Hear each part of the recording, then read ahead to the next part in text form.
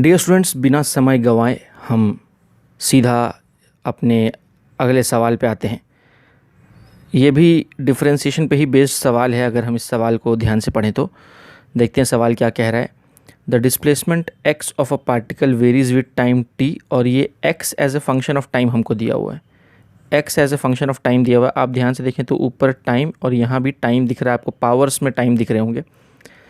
जहाँ पे उसने बोला है कि a, b, alpha, beta are positive constants, the velocity of the particle will. तो हमको वेलोसिटी के बारे में कमेंट करना है। 4 ऑप्शंस हमको दिए हुए हैं। पहला ऑप्शन है go on decreasing with time, दूसरा है be independent of alpha and beta, तीसरा है drop to zero when alpha is equal to beta, और चौथा है go on increasing with time. तो हमको बताना है इसमें कौन सा ऑप्शन सही है। ठीक है, कोई एक ऑप्शन इसमें सही होगा।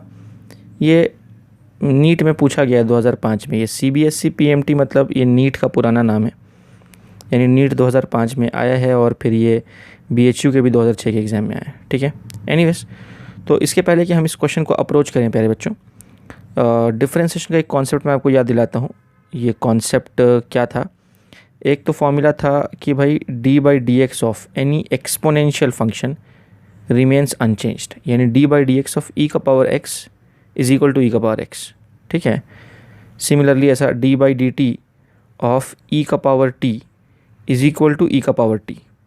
ठीक है, और एक्चुअली यहाँ पे वेरिएबल t है तो हम t के रिस्पेक्ट में डिफरेंशिएट कर रहे हैं, और यहाँ पे इंडिपेंडेंट वेरिएबल x है तो हम x के रिस्पेक्ट में डिफरेंशिएट कर रहे हैं। ठीक है, तो ये हो गया बेसिक फार्मूला। अब अगर हमारा फंक्शन आ गया, मान लो y is equal to e का पावर 2x, तो इस केस में अगर हमें dy/dx निकालने के लिए बोला जाए तो हम क्या लिखेंगे? हम लिखेंगे d/dx ऑफ e का पावर 2x, जिसको कि हम इस पूरे को क्या मानेंगे? x मानेंगे। तो इस पूरे को x मानेंगे तो हम d/dx ऑफ e का पावर x, ये वाला फॉर्मूला लगाएंगे। d/dx ऑफ e का पावर x इज e का पावर x अनचेंज्ड, यानी यहाँ पे e का पावर 2x है तो डिफरेंशिएट करने के बाद भी उसमें कोई बदलाव नहीं आएगा और वो e का पावर 2x ही रहेगा। लेकिन क्योंकि हमें किसी चीज़ को x मानना पड़ा, हमें इस टर्म को x मानना पड़ा ताकि ये फार्मूला फिट हो पाए, उसके लिए हमें इस चीज़ को x मानना पड़ा। तो जिस चीज़ को हमने x माना है उसको फिर मल्टीप्लिकेशन का साइन देके, जिस चीज़ को हमने x माना है, जिस टर्म को हमने x माना है, उस टर्म को फिर हम अलग से डिफरेंशिएट करते हैं। ये चेन रूल है जो आपको याद होगा। ठीक है, तो डियर स्टूडेंट्स उसके बाद ये क्या हो जाएगा? ये तो e का पावर 2x वैसे का वैसे ही हो जाएगा। यहाँ 2 कांस्टेंट है, बाहर निकल जाएगा और ये हो जाएगा d/dx ऑफ x, जो कि हट जाएगा और ये सिंपली हो जाएगा ये हो जाएगा dy/dx is nothing but 2 times e का पावर 2x, है ना? ये बात आपको समझ में आ रही होगी। यानी बेसिकली क्या हुआ अल्टीमेटली कि जब हमने इस फंक्शन को डिफरेंशिएट किया तो ये जो वेरिएबल के साथ जो कांस्टेंट था वो कांस्टेंट सामने आके मल्टीप्लाई हो गया, कांस्टेंट सामने आके मल्टीप्लाई हो गया। अल्टीमेटली एंड रिजल्ट तो वही हुआ। इसी तरह से अगर y is equal to e का पावर -2x रहता तो इसका dy/dx क्या होता? अब हम जो है बिल्कुल डायरेक्टली लिख सकते हैं कि भाई वेरिएबल के साथ जो कांस्टेंट है वो कांस्टेंट को हम सामने ला के लिखेंगे, यानी -2 इंटू e का पावर -2x। कुछ वैसे ही जैसे यहाँ किया था उसी तरह से हमने इसको यहाँ लिख दिया है। ठीक है, साइन भी नीचे आ जाएगा, साइन के साथ ये टर्म पूरा का पूरा नीचे आ जाएगा। तो मुझे उम्मीद है कि ये बेसिक बात आपको समझ आई होगी। अब इसी को हम अप्लाई करेंगे अपने इस क्वेश्चन में। ठीक है, तो x हमको क्या दिया है? पहले मैं x लिख देता हूँ। x हमारा है a इंटू ई का power -αt plus b into e का पावर प्लस बीटा टी। ठीक है, ये पूरा का पूरा पावर में है और ये भी पूरा का पूरा टर्म पावर में। ठीक है, अच्छा जी, तो प्यारे बच्चों अब हमको वेलोसिटी के बारे में कमेंट करना है। तो हम v कैसे निकाल पाएंगे? v तो हमारा हमको पता है dx/dt होता है। तो यहाँ पे हम कर देंगे d/dt ऑफ ये पूरा फंक्शन, यानी a इंटू ई का power -αt plus b into e का पावर बीटा टी, ठीक है, इस तरह से लिख लेंगे इसको। अब ये डी बाई डी टी जो है वो इन दोनों टर्म्स में जाके क्या हो जाएगा, डिस्ट्रीब्यूट हो जाएगा।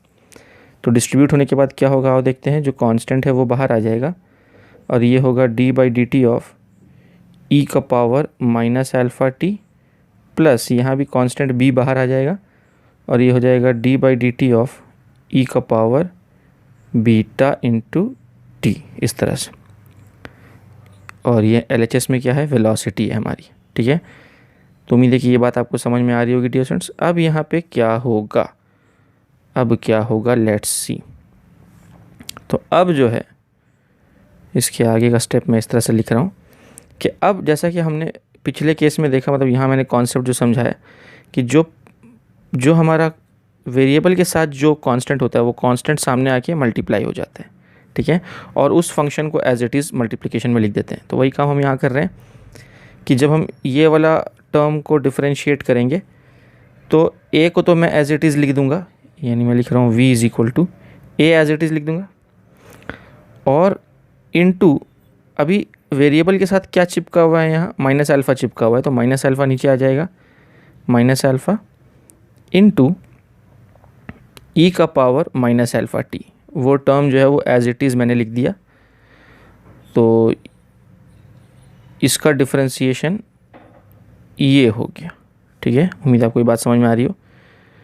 अब आगे बढ़ते हैं, इस टर्म को देखते हैं कि इस टर्म का क्या होगा। तो प्लस बोल के b को एज इट इज़ लिख दिया इनटू यहाँ वेरिएबल के साथ क्या चिपका हुआ है, बीटा चिपका हुआ है, तो बीटा नीचे आ जाएगा और e का power beta t as it is मैं लिख दूंगा, ओके, एज इट इज़ लिख दूंगा। तो हम देख रहे हैं एक टर्म यहाँ पे ये हो गया और एक टर्म यहाँ पे ये हो गया, ये दो टर्म्स हो गए। और अब थोड़ा सा इसको मैं अच्छे से रीअरेंज करके लिख देता हूँ, तो ये हो जाएगा v is equal to minus a alpha e का power minus alpha t plus b beta e का पावर बीटा टी, ठीक है। और इसको और अच्छे से मैं रीअरेंज कर देता हूँ, तो ये हो जाएगा v is equal to minus a alpha, ठीक है, अपॉन ई का पावर अल्फ़ा टी। देखो ये पावर जो था ये नीचे जाने के बाद पावर क्या हो जाएगा, पॉजिटिव हो जाएगा, यहाँ पे पावर क्या हो गया, पॉजिटिव हो गया, प्लस बी बीटा ई का पावर बीटा टी, ठीक है। तो मुझे उम्मीद है कि ये बात आपको समझ में आई होगी, ठीक है, बहुत अच्छी बात है। तो अब बहुत ध्यान से देखने वाली बात है डियर स्टूडेंट्स, अब बहुत ध्यान से इस टर्म को हम एनालाइज करेंगे, बहुत ही ध्यान से, ठीक है। यहाँ अगर हम ध्यान दें तो ये वाला जो टर्म है ये नेगेटिव टर्म है ना, और ये वाला जो टर्म है ये पॉजिटिव टर्म है, क्योंकि इसके आगे का साइन क्या है, पॉजिटिव है, ठीक है। आओ देखते हैं कि जैसे जैसे टाइम बढ़ेगा वैसे वैसे वेलोसिटी को क्या होगा, ठीक है। तो बहुत ध्यान से देखेंगे, मैं थोड़ा कलर चेंज कर देता हूँ। टाइम जैसे जैसे बढ़ेगा तो ये दो टर्म्स हमको दिख रहे हैं, तो ये दो टर्म्स में टाइम कहाँ है, ये वाले टर्म में देखो टाइम बढ़ रहा है। टाइम बढ़ने से क्या होगा कि ई का पावर बढ़ेगा, ई का पावर बढ़ेगा मतलब ये पूरा का पूरा टर्म इंक्रीज होगा, यानी जो पॉजिटिव टर्म है वो उसकी वैल्यू बढ़ती जाएगी। और यहाँ जब टाइम बढ़ेगा तो उसके वजह से क्या होगा कि ये पूरी की पूरी value less and less negative होती जाएगी, लेस एंड लेस नेगेटिव होती जाएगी।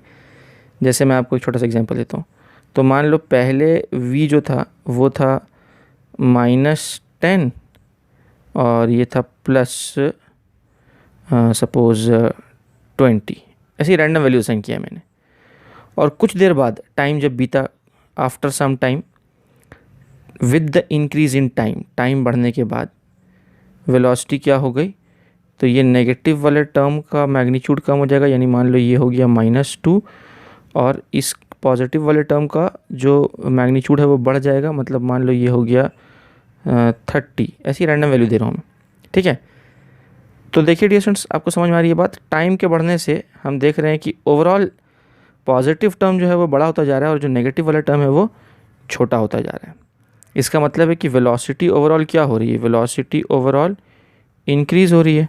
इसका मतलब कौन सा ऑप्शन सही ऑप्शन है, ये वाला चौथा option is the correct option, कि with the increase in time, है ना, with the increase in time the velocity will go on increasing, है ना, with the increase in time velocity will go on increasing, ठीक है। और उसने बोला है कि ऑप्शन सी अगर हम देखें, ऑप्शन सी में उसने क्या बोला है, ऑप्शन सी में उसने बोला है कि अगर अल्फ़ा और बीटा इक्वल हों तो वेलोसिटी ज़ीरो हो जाती है। तो डियर स्टूडेंट्स, ये जो टर्म आपको दिख रहा है, इस टर्म में alpha equal to beta put कर दीजिए आप, तो क्या वेलोसिटी ज़ीरो हो जाएगी, नहीं होगी ज़ीरो। आप ट्राई करके देख सकते हैं, ठीक है। अच्छा, ऑप्शन बी में उसने क्या बोला था कि velocity is independent of alpha and beta. क्या ये वेलोसिटी का जो एक्सप्रेशन आया है ये it is independent of alpha and beta, नहीं, ये तो अल्फ़ा बीटा पर डिपेंड कर रहा है। और पहला ऑप्शन तो वैसे भी गलत है, डिक्रीजिंग बोला उसने, और हम देख रहे हैं यहाँ डिक्रीज़ नहीं इंक्रीज़ हो रहा है, वेलोसिटी इंक्रीज़ हो रही है टाइम के बीतने से, यानी टाइम बढ़ने से, with the increase in time, ठीक है। तो उम्मीद है कि ये पूरी की पूरी बात आपको समझ में आ गई होगी। तो पहले मैं चाहूँगा कि आप अगर आपको ये कॉपी करने का मन है, वैसे तो ये चीज़ें डिटेल में मैं ऑलरेडी पढ़ा चुका हूँ, फिर भी अगर आप करना चाहते हैं कॉपी तो पॉज करके ये कॉपी कर लेंगे। ये बस एक्स्ट्रा कॉन्सेप्ट है, और ये सोल्यूशन भी आप चाहें तो डिस्टेंस पॉज करके कॉपी कर लेंगे। मैं थोड़ा सा टाइम दे रहा हूँ।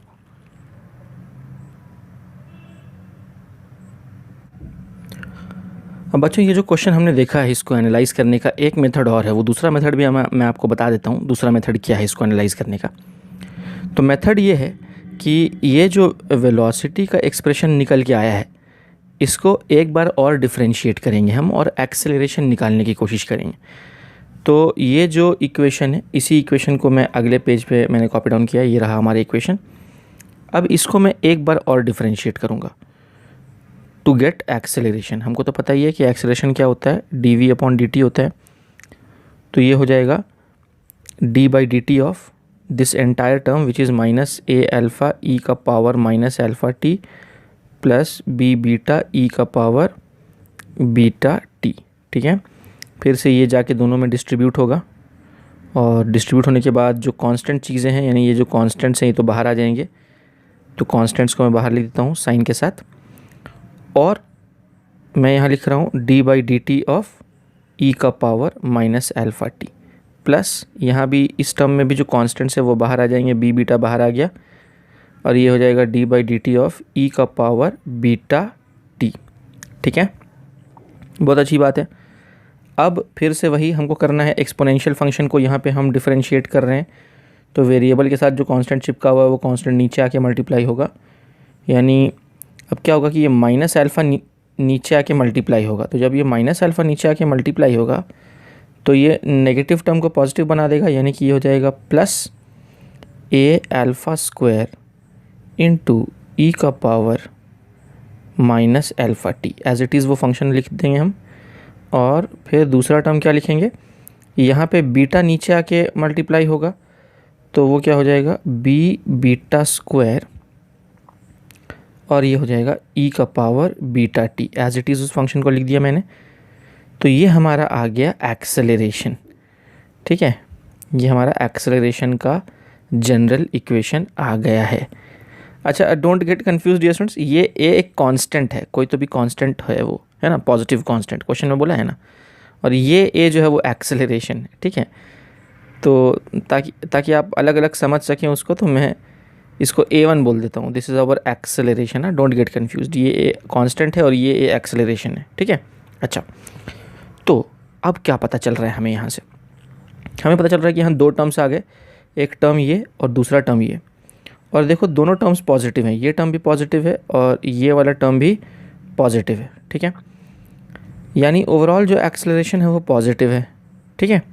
और आप चाहें डियर स्टूडेंट्स, मैं इसको अच्छे से रीअरेंज करके भी आपको लिख के बता देता हूँ कि अगर इसको मैं प्रॉपर ऐसा रीअरेंज करके लिखूँ तो मैं इस तरह से लिख सकता हूँ, acceleration is nothing but a alpha square upon, नीचे लिख देता हूँ मैं e का power alpha t plus b beta square e का पावर बीटा t, ठीक है। अब बहुत ही ध्यान से देखते हैं कि क्या हो रहा है यहाँ पे। तो देखो डियर स्टूडेंट्स, ये भी टर्म पॉजिटिव है और ये भी टर्म पॉजिटिव है, ठीक है। अब with the increase in time, time बढ़ने से देखो टाइम बढ़ेगा, टाइम बढ़ेगा, तो टाइम बढ़ने से ये पॉजिटिव टर्म भी इंक्रीज़ होगा और टाइम बढ़ने से ये पॉजिटिव टर्म डिक्रीज़ होगा, ठीक है। लेकिन अल्टीमेटली एक्सेलरेशन का साइन तो पॉजिटिव ही रहेगा, मतलब ये बढ़ रहा है और ये घट रहा है, तो ओवरऑल इफेक्ट जो है वो ए का साइन तो पॉजिटिव ही रहने वाला है, ए का साइन तो नेगेटिव नहीं हो जाएगा। तो क्योंकि ए का साइन पॉजिटिव रहेगा थ्रू आउट, टाइम बढ़ने से ए उसके बावजूद पॉजिटिव रहने वाला है, इसका मतलब है कि we will go on increasing with time, we will go on increasing with time, ठीक है। क्योंकि ए पॉजिटिव है, इसलिए अगर ए नेगेटिव आ जाता तो हम बोलते कि वेलोसिटी घट थी, लेकिन यहाँ ए पॉजिटिव है, हम बोलेंगे वेलोसिटी बढ़ रही है, ठीक है। तो उम्मीद है कि ये अप्रोच भी आपको समझ में आ गया होगा, बहुत अच्छी बात है। अच्छा, तो अगर आपको ये कॉपी करना है तो आप ये पॉज करके कॉपी डाउन कर सकते हैं और फिर उसके बाद हम डियर स्टूडेंट्स आगे बढ़ेंगे अपने अगले सवाल की ओर। तो आओ देखते हैं हमारा अगला सवाल क्या है। अभी भी थोड़ा ट्रिकी सवाल है, आओ देखते हैं क्या बोल रहा है ये। आप चाहें तो डियर स्टूडेंट्स पॉज करके ये क्वेश्चन अटेम्प्ट कर सकते हैं। आओ देखते हैं क्या कह रही है। If the velocity of a particle is given by v is equal to 180 minus 16x whole का पावर 1/2 मीटर पर second, then its acceleration will be. यानी सिंपल सा सवाल है, वेलोसिटी हमको दी हुई है as a function of x। यहाँ velocity is a function of x आपको दिख रहा होगा, not a function of time but a function of x। और हमें कैलकुलेट क्या करना है, एक्सेलरेशन कैलकुलेट करना है। तो कोई नहीं, हमें तो पता है कि a के दो फॉर्मूला होते हैं, एक होता है a इक्वल टू dv/dt, पर ये कब अप्लाई करते हैं, जब v टाइम का फंक्शन हो। a का दूसरा फार्मूला क्या है, v इंटू dv/dx, ये कब अप्लाई करते हैं, जब वेलोसिटी जो है x का फंक्शन हो। तो इस केस में हम कौन सा फार्मूला यूज़ करेंगे, ये वाला फार्मूला यूज़ करेंगे, ठीक है। तो बहुत अच्छी बात है, तो चलो हम फार्मूला अप्लाई करते हैं। तो मैं लिख रहा हूँ a is nothing but v into d/dx of velocity. तो वेलोसिटी हमारा क्या है, वेलोसिटी का मैं लिख देता हूँ, वो हो जाएगा 180 माइनस 16x होल का पावर 1/2, है ना। यही हमारा वेलोसिटी है। और अब इसको हम करेंगे डिफरेंशिएट। तो ये v ऐसे ही लिख दिया मैंने एज इट इज़। और देखो इस पूरे को हमें क्या मानना पड़ेगा, x मानना पड़ेगा। इस पूरे को x मानेंगे तो d/dx ऑफ x का पावर n, चेन रूल वाला हिसाब लगा रहे हैं यहाँ पे, तो हो जाएगा n इंटू एक्स का पावर n-1, यानी n इंटू एक्स का पावर n-1, ठीक है, इंटू d/dx ऑफ जिसको x माना है, यानी किसको x माना है, 180 माइनस ब्रैकेट के अंदर जो पूरा टर्म है, इस पूरे के टर्म को हमने x मान के सॉल्व किया है ना। तो अब इसके बाद क्या होगा, तो आओ देखते हैं इसके बाद हम इसको क्या लिख सकते हैं। तो डियर स्टूडेंट्स, ये तो मैं लिख दूंगा v/2, ठीक है, और ये क्या होगा 1/2 माइनस 1/2, ठीक है, यानी ये हो जाएगा 180 माइनस 16x का पावर -1/2, ठीक है। अब देखो ये d/dx अंदर जाके दोनों टर्म्स के पास जाएगा, तो ये तो कांस्टेंट है, तो इसका डिफरेंशिएशन क्या हो जाएगा, 0 हो जाएगा। तो मैं लिख देता हूँ इंटू करके, ये हो गया 0 और ये हो जाएगा -16। तो उम्मीद है कि ये बात आपको समझ में आई होगी स्टूडेंट्स, बहुत अच्छी बात है। अब मैं क्या करता हूँ, ये जो v की वैल्यू है ये मैं सब्स्टिट्यूट कर देता हूँ यहाँ पे। तो v की वैल्यू ये जो क्वेश्चन में से मैं सब्स्टिट्यूट कर देता हूँ, और वो क्या है, और ये देखो -16 है, तो मैं लिख रहा हूँ -16/2 इंटू, अब ये जो v की वैल्यू है ये सब्स्टिट्यूट करते हैं, तो वो है 180 माइनस 16x का पावर 1/2 इंटू ये वाला टर्म जो कि है 180 माइनस 16x का पावर -1/2, दैट्स इट, ठीक है। अब ध्यान से देखेंगे डियर स्टूडेंट्स, तो ये पूरे का पावर +1/2 है और ये पूरे का पावर -1/2 है, तो बेस सेम, तो पावर ऐड हो जाएगा, यानी ये हो जाएगा -8 और ये हो जाएगा 180 माइनस 16x का पावर 0, और किसी भी नंबर का पावर 0 मतलब 1, ठीक है। तो ये अल्टीमेटली क्या आ गया, -8 आ गया। LHS में क्या है, एक्सेलरेशन है, विच इज़ -8 मीटर पर सेकेंड स्क्वायर। उम्मीद है कि आपको ये पूरा का पूरा कॉन्सेप्ट समझ में आ गया होगा। कोई स्टेप अगर आपको नहीं समझ में आया डियर स्टूडेंट्स तो आप पूछ सकते हैं मुझसे डाउट सेशन में हमारे ऐप के ऊपर, और अगर समझ आ गया तो आप यहाँ पे कॉपी कर लेंगे डियर स्टूडेंट्स। मैं टाइम देता हूँ आपको कॉपी करने का।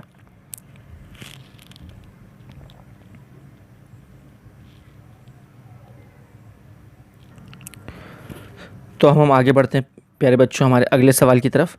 सो what is our next question. Next question जो है वो CBSE PMT यानी नीट 2010 का सवाल है। आओ देखते हैं क्वेश्चन क्या कहता है। आप चाहें तो पॉज करके क्वेश्चन कॉपी डाउन कर सकते हैं और अटेम्प्ट कर सकते हैं इस क्वेश्चन को, ठीक है। Let's see whether you are able to solve the question और not. So now let's read the question. तो क्वेश्चन क्या कहता है, a particle moves a distance x in time t according to equation x is equal to t+5 का power -1, the acceleration of the particle is proportional to, ठीक है। यानी अगर हम ध्यान से देखें तो यहाँ पे हमको x as a function of time, position या डिस्टेंस, यहाँ डिस्टेंस बोला हुआ है x को, तो distance as a function of time हमको दिया हुआ है और हमको एक्सेलरेशन का पता लगाना है, ठीक है। तो प्रोपोर्शनैलिटी का पता लगाना है बेसिकली। तो acceleration is proportional to what, ठीक है। और एक्सेलरेशन का रिलेशनशिप हमको देखो, दो ऑप्शंस ऐसे हैं जिसमें एक्सेलरेशन का रिलेशनशिप वेलोसिटी के साथ दिया हुआ है, और दो ऑप्शंस ऐसे हैं जिनमें कि हमको एक्सेलरेशन का रिलेशनशिप डिस्टेंस के साथ दिया हुआ है, यानी एक्स के साथ दिया हुआ है। तो हमको दोनों भी निकाल के क्रॉस चेक करना पड़ेगा। तो बेसिक बात तो ये है कि पहले तो हमें एक्सेलरेशन निकालना पड़ेगा। तो क्योंकि यहाँ एक्स टाइम का फंक्शन है, तो ये जो एक्स है इसको हम दो बार डिफरेंशिएट करेंगे तो हम एक्सेलरेशन तक पहुँच सकते हैं। वही जो मैंने आपको बताया था कि a is nothing but d² upon dt², यानी double differentiation of x will give you acceleration, ठीक है। मतलब x को एक बार डिफरेंशिएट करेंगे तो वेलोसिटी मिलेगी, फिर x को एक बार और डिफरेंशिएट करेंगे तो एक्सेलरेशन मिल जाएगा। यही इस फॉर्मूला का मतलब है, ठीक है। तो चलो पहले तो हम वेलोसिटी निकालते हैं। तो वेलोसिटी हमारा क्या हो जाएगा, dx अपॉन dt, जो कि हो जाएगा d/dt ऑफ t+5 होल का पावर -1।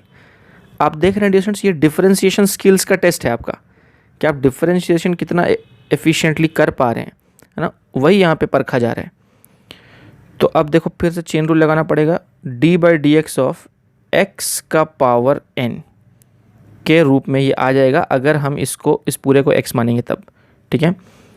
तो what is d/dx of x का power n, n into x का power n-1, n into x का power n-1 into d/dt of जिसको x माना है। ये अंदर वाले ब्रैकेट वाले पूरे के पूरे टर्म को हमने x माना था, तो उसको हम फिर इंटू देके अलग से हम डिफरेंशिएट कर रहे हैं मल्टीप्लिकेशन देके। तो ये हमारा चेन रूल हो गया। अब इसको आगे लिखते हैं हम, तो ये हो जाएगा माइनस, ये हो जाएगा t+5 होल का पावर -2 इंटू ये d/dt दोनों के पास जाएगा, तो ये तो कांस्टेंट का डिफरेंशिएशन 0 हो जाएगा और dt/dt 1 हो जाएगा, तो ये हो जाएगा 1 + 0। उम्मीद है आपको ये बात समझ में आई हो, ठीक है। अब हम आगे बढ़ते हैं। तो लेट्स सी डियर स्टूडेंट्स, इसके बाद हम क्या लिख सकते हैं। तो वेलोसिटी अल्टीमेटली क्या आ गया, वो आ गया -t+5 होल का पावर -2। ये हमारी वेलोसिटी का इक्वेशन आ गया है, ठीक है।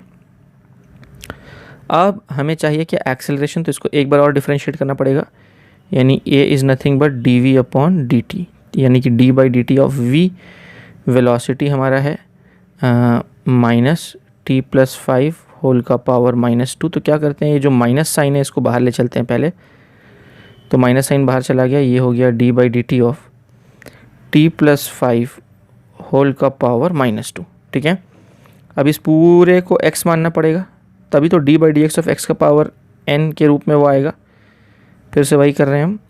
तो ये हो गया माइनस, ये माइनस तो पहले से यहाँ था और एक माइनस पावर से आएगा, तो वो हो जाएगा +2, ठीक है। n इंटू एक्स का power n-1 into d/dt of जिसको x माना है, t+5 को x माना है तो t+5 लिखते हैं यहाँ पे। अब फिर से क्या होगा, ये हम लिख पाएंगे 2 इंटू t+5 होल का पावर -3 इंटू ये dt/dt 1 हो जाएगा और ये 0 हो जाएगा, 1 + 0 हो जाएगा यहाँ पे, 1 + 0, ठीक है, तो उम्मीद है ये बातें भी आपको समझ में आई होगी। और चलो मैं इसको अच्छे से नेक्स्ट पेज पे लिख देता हूँ रीअरेंज करके थोड़ा।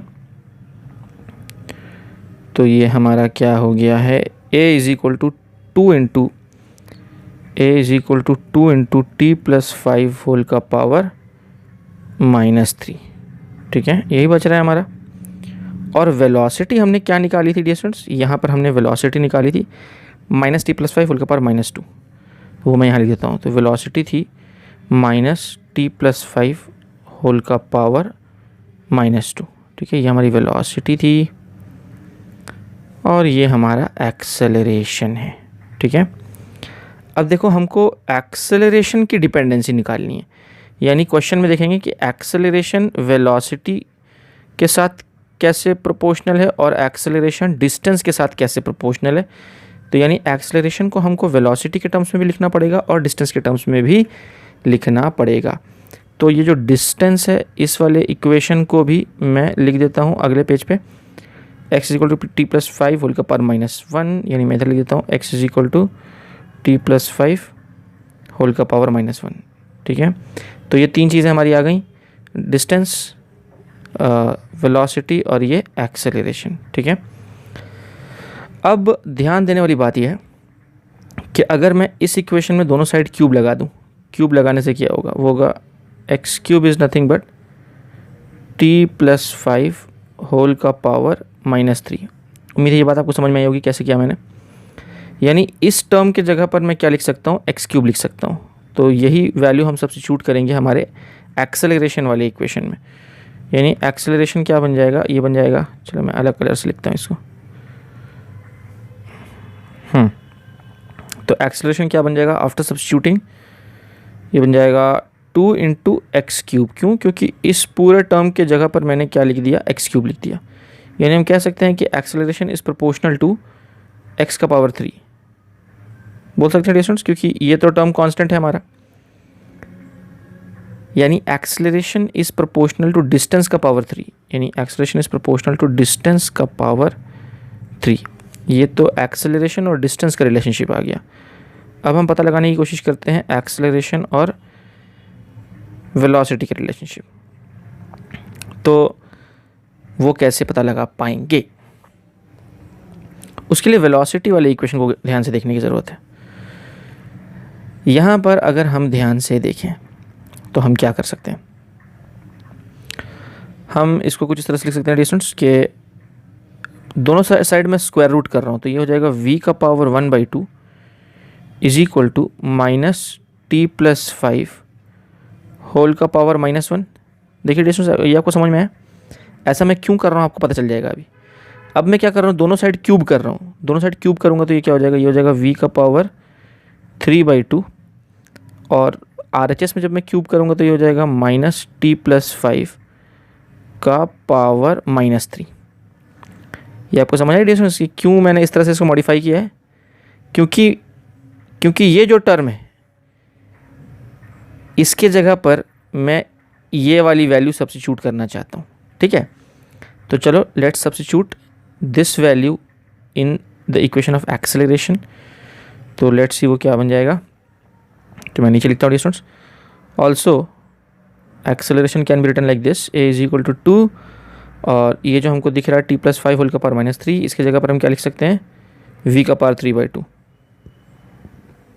v का पावर 3/2। तो इस पूरे टर्म के जगह पर मैंने ये लिख दिया। तो अब क्योंकि ये 2 कांस्टेंट है तो मैं बोल सकता हूँ कि acceleration is directly proportional to ये जो वेलोसिटी है, वेलोसिटी का पावर 3/2। ठीक है, तो ये रिलेशनशिप हो गया एक्सेलरेशन और वेलोसिटी का, और ये रिलेशनशिप हो गया एक्सेलरेशन और डिस्टेंस का। आओ देखते हैं कौन सा ऑप्शन मैच कर रहा है। तो वेलोसिटी का पावर 3/2, वेलोसिटी का पावर 3/2 यानी बी ऑप्शन मैच कर रहा है डियर स्टूडेंट्स। आप देख लीजिए और कोई ऑप्शन मैच नहीं कर रहा है। यहाँ डिस्टेंस का क्यूब है पर यहाँ ऑप्शन में डिस्टेंस का स्क्वायर दिया है और डिस्टेंस का पावर -2 दिया है, तो ये तो कोई भी मैच नहीं कर रहा, सिर्फ ऑप्शन बी मैच कर रहा है। यानी हमारा सही जवाब क्या है, ऑप्शन बी। तो उम्मीद है प्यारे बच्चों कि ये भी आपको समझ में आ गया होगा। तो बहुत अच्छी बात है, मैं चाहूँगा कि आप कॉपी डाउन कर लें। पहले आप पॉज करके ये कॉपी डाउन कर लें ये पेज। फिर आप पॉज करके ये वाला पेज कॉपी डाउन कर लेंगे। पॉज करके आप ये कॉपी डाउन कर लेंगे डियर स्टूडेंट्स।